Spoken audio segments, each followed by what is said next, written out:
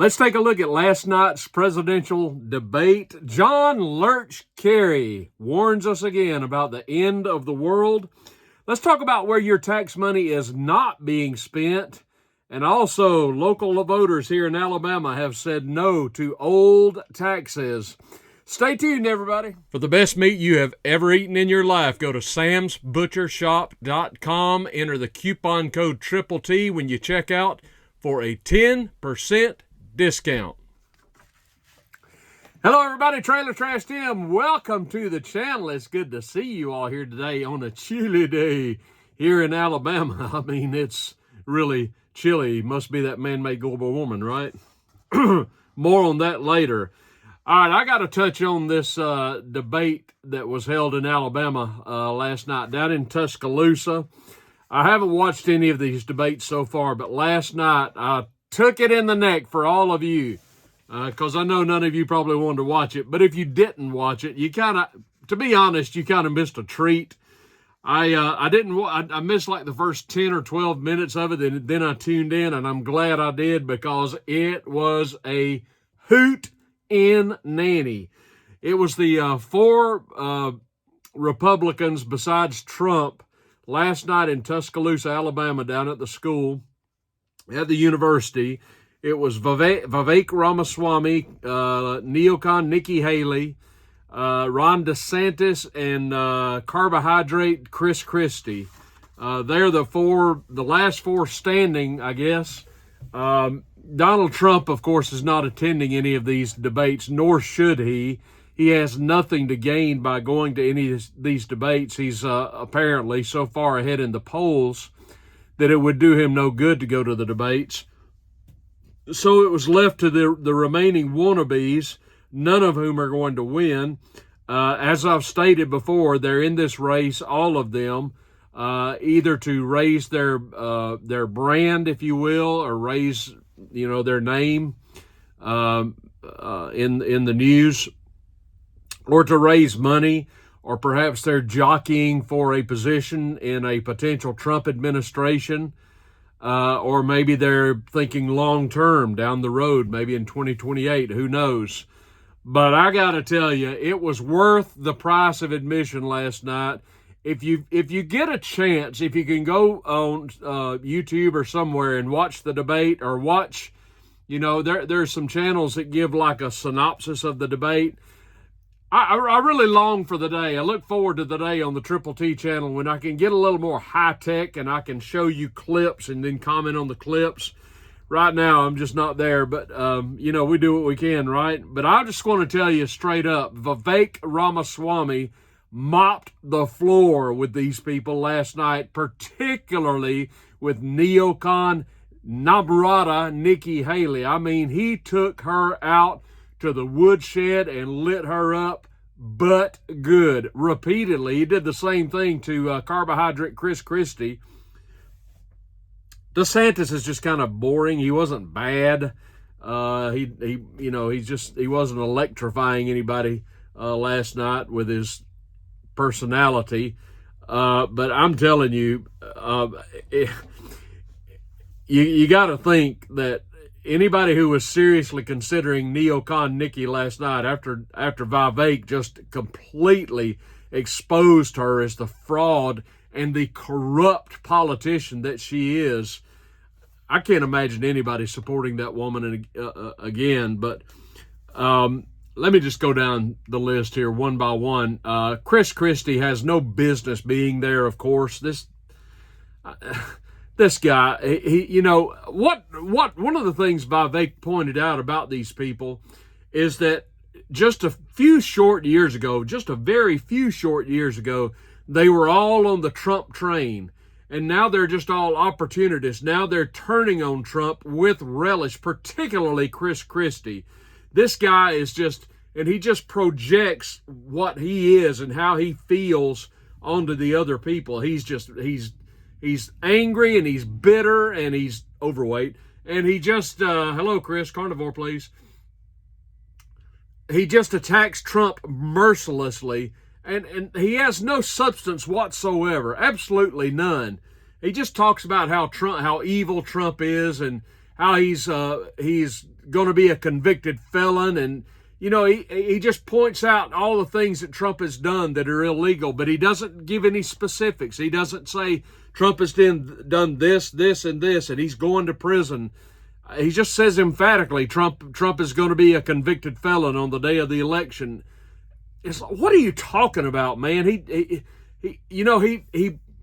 where's the criticism of Biden? Where's the criticism, Chris Christie, of the Russia hoax? Where do you acknowledge that anywhere? Which everybody knows, but you don't bring that up. You just constantly berate and criticize Donald Trump, but you don't have any criticism for those people who are trying to derail this man. It makes no sense to me whatsoever.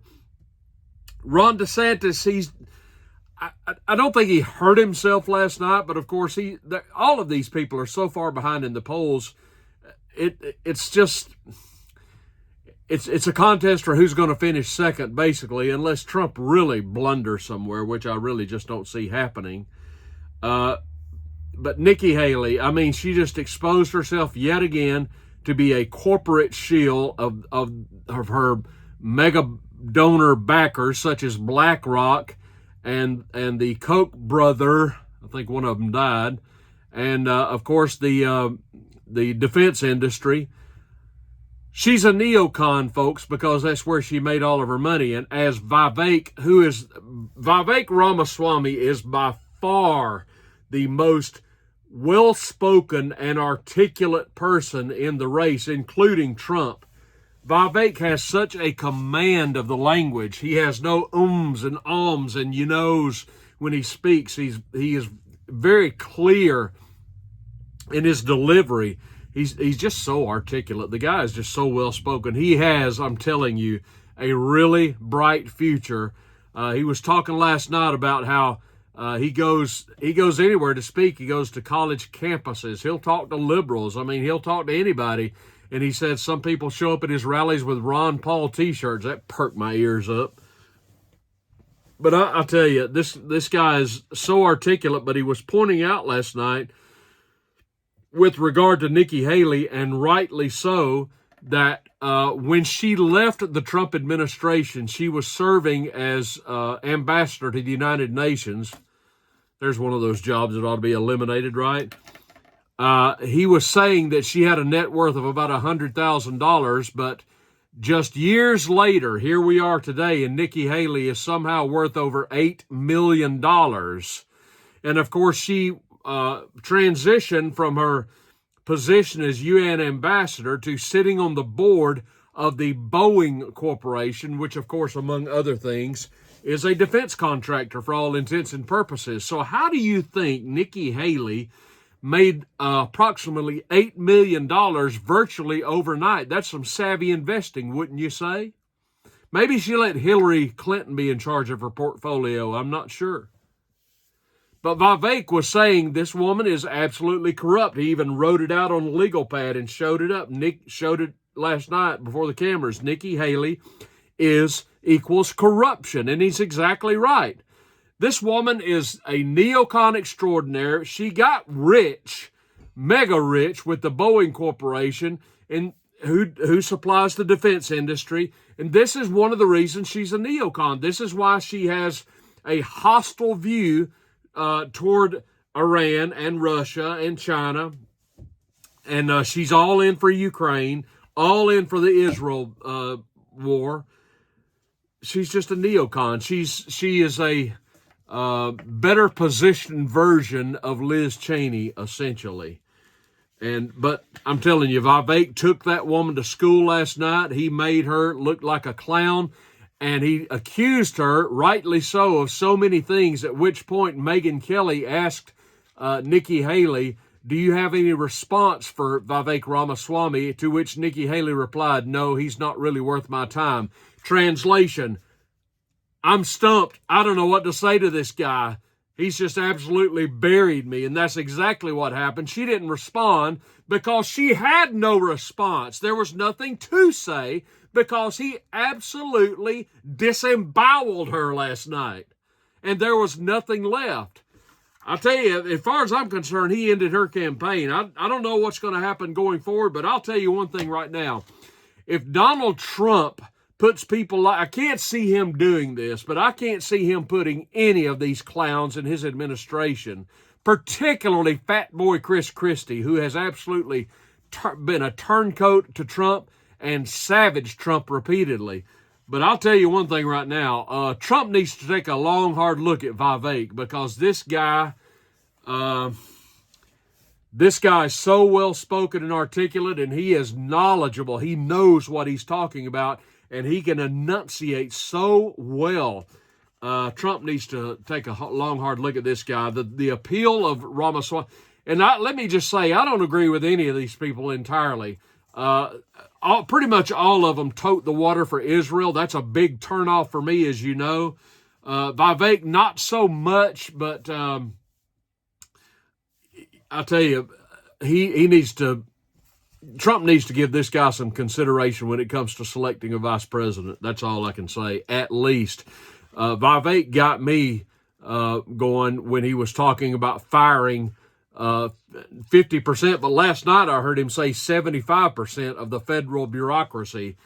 That alone, my friends, would make him worth voting for right there. He is exactly right. He was essentially saying it doesn't really matter who you vote for, because the people that are in Washington now, the bureaucrats, are still going to be there regardless of who you vote for, and he's exactly right.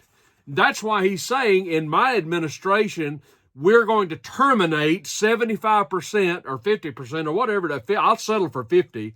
We're going to terminate 50% of the federal bureaucracy. That's solving some problems right there, ladies and gentlemen. And nobody else is saying that, not even Trump. He ought to be. Trump spent money like a drunken sailor. Nobody can ever accuse Trump of being a conservative, and he's not. He never was. I never said he was. He's a populist.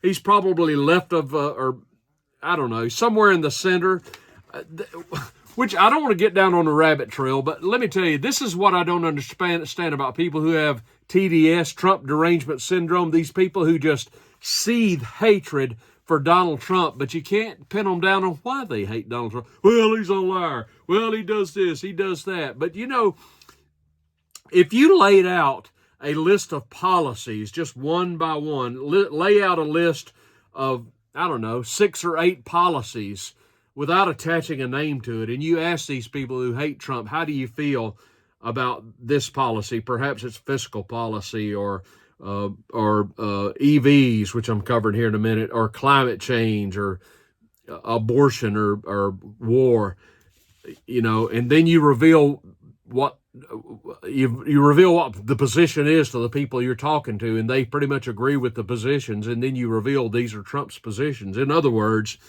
Trump governed pretty much as a moderate. Nobody can point out anything that Trump did, as far as I'm concerned, that was extreme in any way. I don't know of anything he did that anybody could consider an extreme position on anything. It's so funny when you hear the current occupant of the White House, who is basically saying that if Trump is elected again, he's going to be a dictator. And I'm thinking, brother, that is rich. Pot freaking kettle. Trump, a dictator? Coming from this clown? Are you kidding me? We're lorded over by these Nazis. Lord have mercy. I just said that word. Sorry, YouTube. Oh, I hope you don't demonetize me. Hell with it. Go ahead. I don't care. I'm not making that much anyway. But anyway, hey, look, this debate was worth watching. If you get a chance to check it out, at least check out some clips. I highly recommend it. You'll get a kick out of it. All right, let me move on. As previously mentioned, let's talk about John Lurch Kerry. Now, you know who John Kerry is. He is one time he was a senator from Massachusetts. He married into wealth into the Ketchup Queen's family, Teresa Hines, who was a widow of Senator John Hines of Pennsylvania, who was killed, I think, was it a plane crash or a helicopter crash? I think it was a plane crash. And then Teresa Hines, the heir to the Hines Company fortune, the ketchup fortune, she married John Horseface Kerry Lurch, senator then of Massachusetts, who ran for president in 2004. And lost, and now he's the climate czar because don't you know we're all gonna burn up because of climate change. Again, I must point that the term is climate change. Now, these are the same people, these are the same people who used to use the term man-made global warming, right? Well, that was so thoroughly discredited that they've had to change their term to climate change. And as I've pointed out, of course there's climate change. Nobody would deny there's climate change. The climate changes changes every day. I mean, today it's 50 degrees. Tomorrow it might be 80 degrees. That's climate change, right? We have summer, fall, winter, spring. That's climate change. It's not man-made, it's God-made, by the way. But anyway, what they're talking about is man-made global warming. But they know that they have no credibility, which is why they changed the term. But Lurch Kerry, who flies around to all these hoity-toity conferences around the world on gas-guzzling jumbo jets to school everybody and lecture everybody about the evils of using fuel, among other things. You know, he's gonna school us all about climate change while he's flying to these conferences in these jumbo jets at taxpayer expense, of course. This is what John Kerry said at the United Nations. This goes back to the year 2009, okay? He said this August 31st of 2009. Get this. Quote, "It is upon us and its effects. It is already upon us and its effects are being felt worldwide right now." He's talking about climate change. "Scientists project that the Arctic will be ice-free in the summer of 2013. Not in 2050, but 4 years from now. Make no mistake, catastrophic climate change represents a threat to human security, global stability, and yes, even to American national security," unquote. Hey, John, you're off by a few years, old buddy. We'll have no more ice in the Arctic by the year 2013. Can somebody tell me, maybe in the comments below, what year we're in now? What year are we in now? Are we in we must be in 2012, so there's still time to get out of this mess, right? Oh, wait, this is almost 2024. December of 2023, right? If my math is right, if I'm right about my calendar. John Kerry says there'll be no more ice in the Arctic in the year 2013. Hey, John, you might want to find another line of work, pal. Maybe you ought to go get a job in a coal mine or something. Wouldn't that be perfect? What hypocrites these people are. Absolute blithering, bleeding heart hypocrites. They don't have the facts on their side. All they do is just peddle in fraud. They peddle these disproven, discredited theories. They try to sell fear to people. And as Rush Limbaugh said, the climate movement is the new home of the communists. It's in their environmental wackos, is what he said, and he was right. That's where these people live now. They're so thoroughly discredited, yet they just won't go away. You just can't get rid of these people. So there he is, John Kerry, flying around at your expense, my fellow American taxpayer, if you're an American and you're a taxpayer. We're not going to have any more ice in the Arctic by the year 2013. Well, John, boy, you're off by over a decade, son. So you might want to update your files and update your flawed, fatal theory. All right, let's move on. Let's talk about where your tax, if you're an American taxpayer, let's talk about where your tax dollars are not being spent, okay? Now, this story appeared in Zero Hedge on Wednesday, this past Wednesday. Let me just read this one paragraph to you. The title of the story is Zero Public EV Chargers Built Since Congress Approved $7.5 billion to expand the network. You know what an EV charger is? This is to accommodate electric vehicles.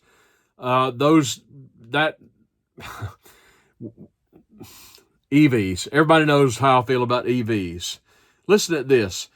President Joe Biden's 2021 infrastructure bill boasts a $7.5 billion investment in electric vehicle chargers. And his administration insists the country is on track to install over 1 million public chargers by the end of the decade. Guess how many of these EV charging stations have been built, ladies and gentlemen? Anybody want to take a guess? This is in 2021 when $7.5 billion was allocated for the construction of EV chargers in the United States. How many have been built here in it's almost 2024? If you guessed 0, give yourself a star. That's right. None have been built. Absolutely none. So this is where your tax dollars are not being spent. Now, why have they not been built? The money was allocated for them. The money was set aside for them. Gee, do you think maybe the money's just hung up in some bureaucracy somewhere? Do you think maybe it was misallocated? You think maybe somebody, built a new house with the money for themselves? Who knows? These are the people that Vivek wants to fire. You go, Vivek. Now, as I have said, there should be no money allocated for this. This shouldn't be a federal thing anyway. EVs, the public simply does not want them. It's the bottom line. And Trump, to his credit, said the other day that among the things he's going to kill, he said by day 2, are all these federal EV mandates. I'm killing them, as he should. The bottom line when it comes to electric vehicles is simply this. The market has responded, and the market has said, we don't want them. You can't override the market. Folks, you can't make people buy something they don't want. And the vast majority of American consumers simply don't want these things. They're saying no, and I'm among them. I don't want them. I want a gas-burning engine. That's what I want. I want a gas-burning internal combustion engine. I am a consumer. Give me the product that I will want. You give me the product that I want, put it in my hand or in my driveway, and I will give you some of my hard-earned cabbage. Deal? That's how it works. The automakers need to respond to the market, not to the government. The government should not be dictating to automakers what they are to be building. Let the market dictate such things, not the government. God, these meddlesome bureaucrats are the people that have got to go. That's why Vivek has my attention. All right, let me get on to one last story. You're going to love this. This story has a local flavor to it. I found this in a local online paper, al.com. The headline is this: Voters reject You're going to love this story. Voters reject renewal of property taxes to support schools in fast-growing North Alabama County. Voters in Limestone County, this is up in North Alabama near Huntsville, the Silicon Valley of the South, where they build rockets, and we literally have rocket scientists in Huntsville, Alabama. Not very stereotypical, is it? Voters in Limestone County, a fast-growing county in North Alabama, rejected the renewal of property taxes that help fund public schools. With 96% of the vote counted, The unofficial results of Tuesday's special election show that voters said no to renewing 3 different property tax regimes that help fund schools in Limestone County.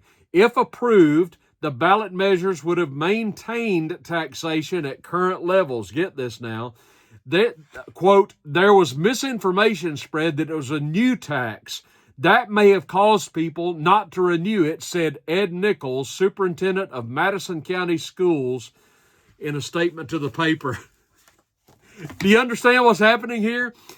Voters went to the polls on Tuesday, and on the ballot was a measure which simply said, in so many words, shall we continue the current school or the current property tax to fund local public schools? And the voters overwhelmingly said, hell no, stop it. And now these people in Limestone County, Alabama, near Huntsville, are frantic because they said they're wringing their hands saying, wait, you don't understand. It's not a new tax. We're just telling you we need to continue the current tax rate to fund our schools. That's what we're saying. You don't understand. It's not a new tax. And the voters said, no more.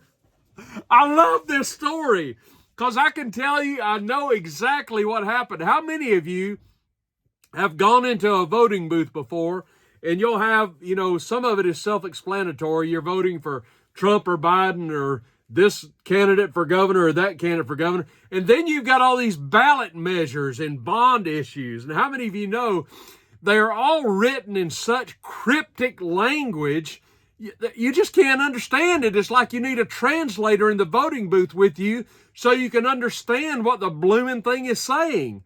And you don't know whether to vote yes or no. And in those instances, if I'm in a voting booth and I don't understand what I'm reading, I'll just vote no because I don't understand it. This is why before you go to vote, if you've got a ballot measure or a bond issue, you need to study it beforehand so that you'll know what you're doing and how to vote intelligently, because they're written in such cryptic language. It's like reading a tax code. You can't understand it. And I can tell you that's exactly what happened here.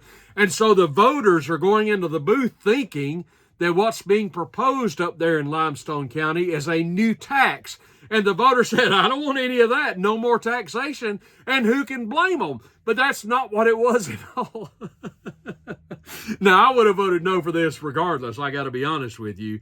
But it was just simply saying, I don't know why it was on the ballot, but for whatever reason it was saying, shall we continue the current levels of taxation for property taxes to fund schools? Now, everybody's just supposed to say, well, yeah, I guess so. Just keep it on status quo and all that rot.